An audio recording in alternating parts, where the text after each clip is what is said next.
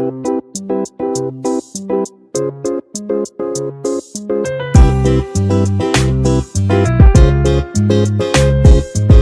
Kitchen मध्ये नमस्ते। आजची recipe आहे सालडची। गरमीच्या वेळेस आणि अशा उन्हातून आपल्या शरीराला थंडावा भेटायसाठी सालडची रेसिपी आहे।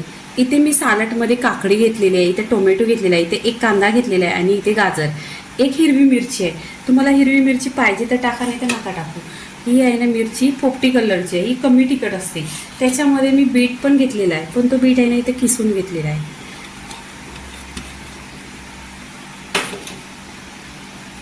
चाट मसाला आहे अर्धी चमचा, तिखट घेतलेला आहे अर्धी चमचा आणि चवीनुसार मीठ। आता चाट मसाला इथं खारच असतो। इथे आहे ना लिंबाचा रस घ्यायचा। लिंबाचा रस टाकल्याने ना खूप छान अशी टेस्टी होते इथे सालड। आणि सालड आहे ना ही तुम्ही टिफिनला नेली, ऑफिसला नेली तरी पण चालेल। डब्यात भरून सालड घेऊन जायचं आणि जे मसाले आहेत ते कागदामध्ये बांधून पुरीत बांधून नेलं तरी चालेल। इथे पहा मी पूर्णपणे एक लिंबू पिळलेला आहे। लिंबाचा टेस्ट खूप छान असतो। आणि कैरीचा दिवस आहे तिकडे, आता या उन्हाळ्यात कैरी येतात। तुमच्याकडे कैरी असली, कच्ची कैरी असली तरी पण टाकू शकता।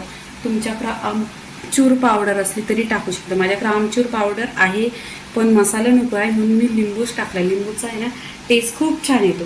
आता पूर्णपणे याच्यामध्ये मसाले वगैरे टाकलेले आहेत। छान असं हाताने मिक्स करायचं आणि जेव्हा जेवायला 5-10 मिनटं असेल तेव्हा छान असं मिक्स करायचं, पूर्णपणे एकजीव करायचं आणि छान असा सालड जेवणाबरोबर।